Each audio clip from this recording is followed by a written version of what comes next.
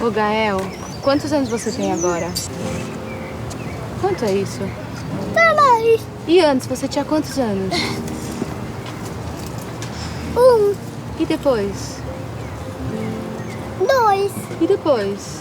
3. E quantos anos você vai fazer no seu próximo aniversário? 4 vezes eu vou fazer. Depois 7 anos. Sério, filho? E depois? Depois eu vou ficar um adulto. The brain never stops developing until you die. If you're 100 years old and you learn something that you didn't know before, your brain makes new connections. But the most rapid period of brain development is in the first few years. Babies learn more in the first 3 years of life than they will ever learn again. They learn more rapidly from 0 to 3 than they will learn from 10 to 13 or 20 to 23 or 30 to 33. There are critical periods in development where the brain's structures are just waiting for the environment to show how does this culture do things.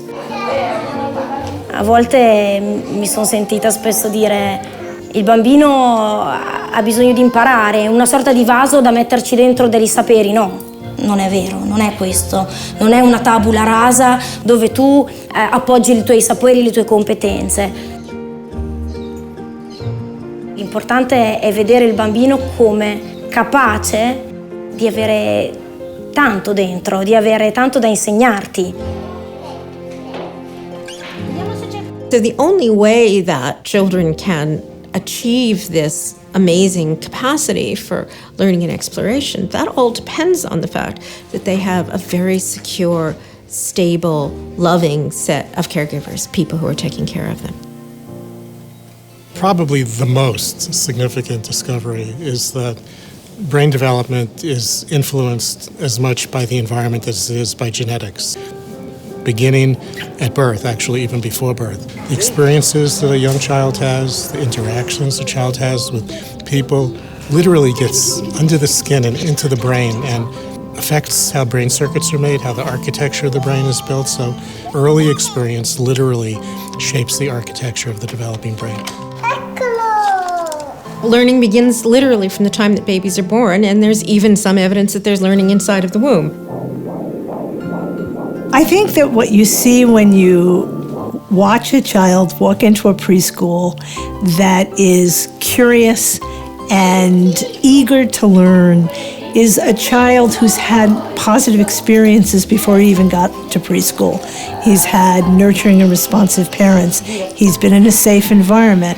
He's had good health and nutrition. That child comes with a set of skills and a set of interests in life, in exploring, in playing, in socially playing well with others, that a child that doesn't have those experiences doesn't come with. The children whose development is at risk are children who live in very difficult circumstances. Not a bad day here, a bad day there, but chronic, constant days, weeks, months, years, where there's very little positive interaction, where the home may be just very disorganized, not because parents don't love their children, but they're overwhelmed by their own life circumstances. Oftentimes, as societies, we fail to support parents in providing them the support they need for their children. That's when we start to see an immediate sort of child's toxic environment start to build. High levels of stress, high levels of conflict, lack of food, lack of nurturance. We know all of that together is a toxic environment because it's not allowing the child to develop to their full potential. The way people parent is heavily influenced by the way they were parented. And whether adults have the skills and the capabilities to provide a safe, stable environment for children is determined by whether they themselves were raised in a safe, stable environment. Somewhere along the line, the cycle has to be broken. And the science is telling us you can't bypass the adults. All families face challenges today, and our goal as a community, as a society, as countries, should be to support them as they nurture their children. You know, they use a term, it takes a village, and I don't think they mean that as a lot of people taking over your child. What they mean is that we help you raise your child as a community, and that's what we're after.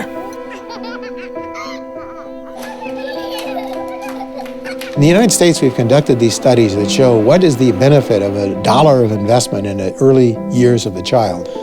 What we found when we only consider these more limited objectives like earnings, and employment, and things like crime, that we find that each dollar invested pays back over the lifetime about $7, which is a very high return. The mother, this whole notion of the human capital invested in the child, the greatest part of which is the mother's, that love is an important part of the economy, which typically is not fully recognized in the society. Why, knowing what we know about how important this early childhood time is, it's so important for the success of their future, for their future IQ, for their future health.